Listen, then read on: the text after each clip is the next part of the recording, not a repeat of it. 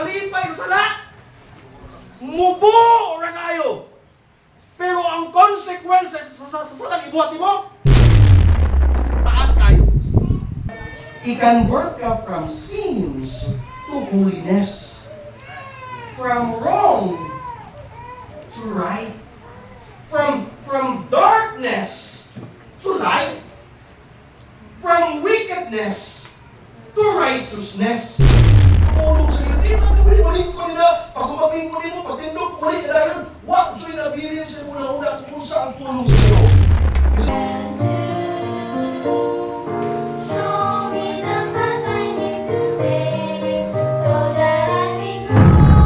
Maing buntag ninyong tanan di ano? O gikuyugan ko ninyo sa pagtanaw sa akong mga video, sa akong pagtrabaho. Kuyugi po ko ninyo sa pagsimba, sa pagpag-alaga diya sa Ginoo. O naot unta nga maminaw mo, ma-bless mo sa pag-preach, sa pagkanta, sa Sunday school. Naot unta nga ma-bless mo tanan. Ang importante sa tanan, magdala kita og Bible matug simbahan. Kay ugmos ato tag-eskwelahan sa una, dala kita notebook, bag, lapis, mao po sa pagsimba. Bible, dala kita Bible kay para mabuklat ni nato ang mga verse, masabtan nato ang pasabot og ang atong commitment diha sa Ginoo.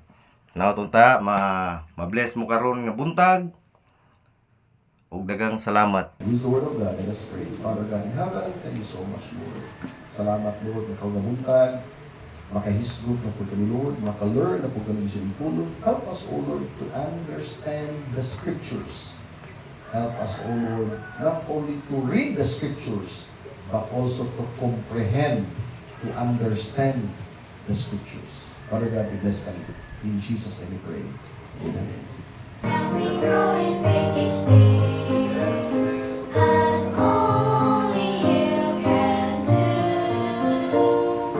Show me the path I need to take, so that I may grow to be like you.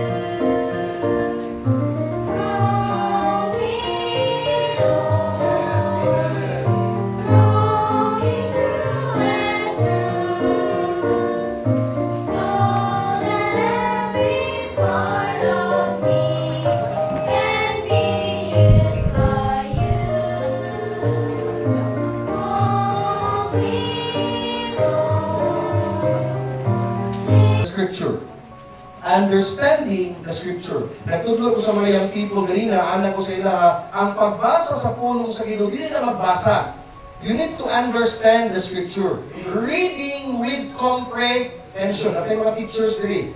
Okay? Ginatudluan yun na ito atong mga students, ang atong mga pupils, na dili lang kabalo sila mubasa, but also date. If you try to read Luke chapter 24, verse 1, wala yung pagkabanhaw ni Jesus Christ.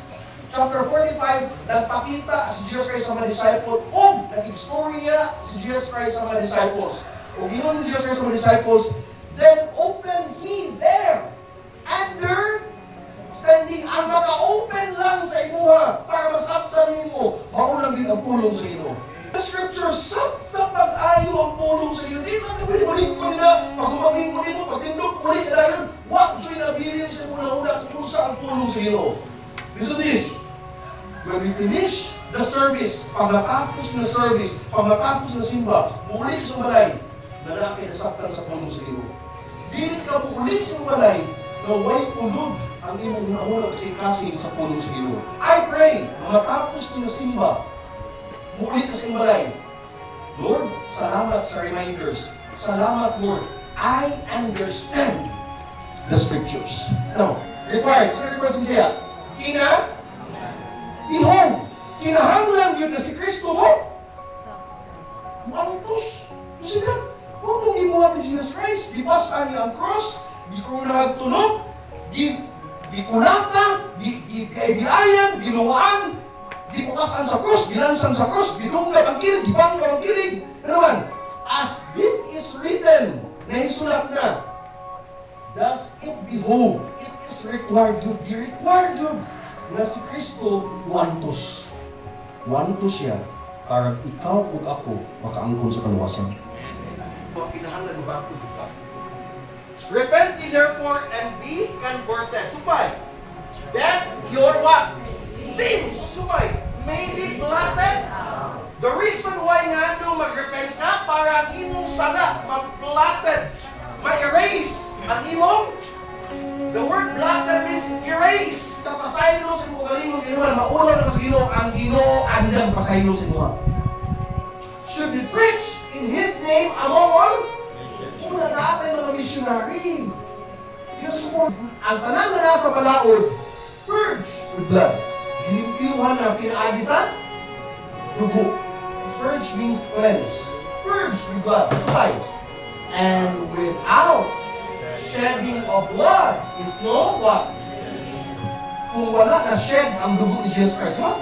Asa na shed ang dugo ni Jesus Christ? Nauna ang dugo ni Jesus Christ sa ulo, kanan, sa kilid. Na-shed ang dugo ni Jesus Christ. Naula ang dugo ni Jesus Christ. Pagkaula sa dugo ni Jesus Christ, nanay, forgiveness.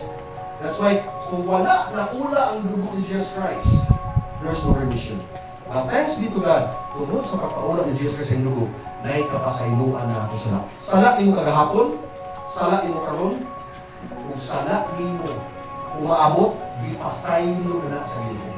Hindi pasabot, ipasahin mo na, magpadayon gihapon kagbuhat o sala. Bilhin mo ang kalipay sa sala, mubura kayo. Minaw, ang kalipay sa sala, mubura kayo. Pero ang consequences sa sala ibuhat mo, taas kayo. Una, bitbito ni mo magmahay, yung kahantod sa hantod, ganun gibuhat ni mo ang katunga sala. Muna ang kalipay sa kabubuhan tayo. Muna understanding the scriptures, number one, you need to understand the word, what? Repentance. Repentance means turning away from binayang sala, binayang sala. Second is remission. The word remission means forgiveness. The third one, kapusan. Pag naanay repentance, pag naanay remission, ang kasunod anak, revival. The word revival is alive.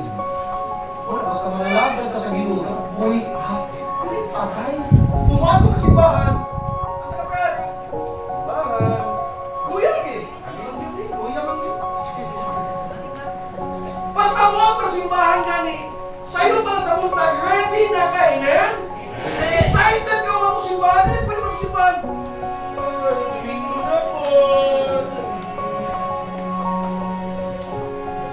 Pero paglaga niya, tao sa'yo pa kayo.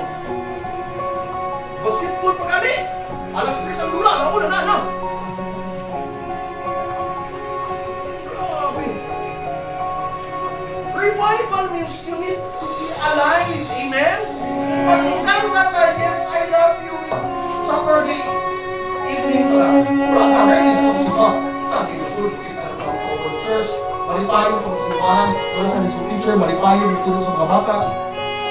Nang-bisita din naman sa simbahan. It's because revival. Nakay! Nakay man!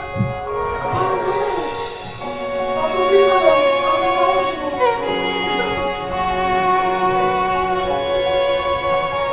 Yes, you have power naman. Power to attend service this morning. Power to attend service this afternoon. Hindi pwedeng pagpuntagan na. Ang morning mo na eh. Importante ang buntag, importante ang hapon, importante ang prayer meeting. Amen? Hindi pwedeng ang pagbuntag lang ta.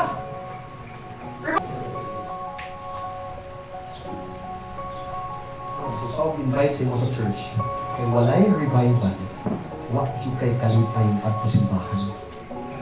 Pero listen to this. Pag na-revive ka, na kay kalipay. Pag na-revive ka, bumalik ka, magkalipay dito ng hapon sa mga. Needs you in the ministry. di kinahanglan ka sa Ginoo sa ministry. Kaya kinahanglan man ka nakasabtan nimo ang repentance, remission, and revival. Let us pray. Father God in heaven, salamat po sa message. Please, Lord, panuktok Lord sa kasing-kasing sa mga pusahan that they will understand the scriptures.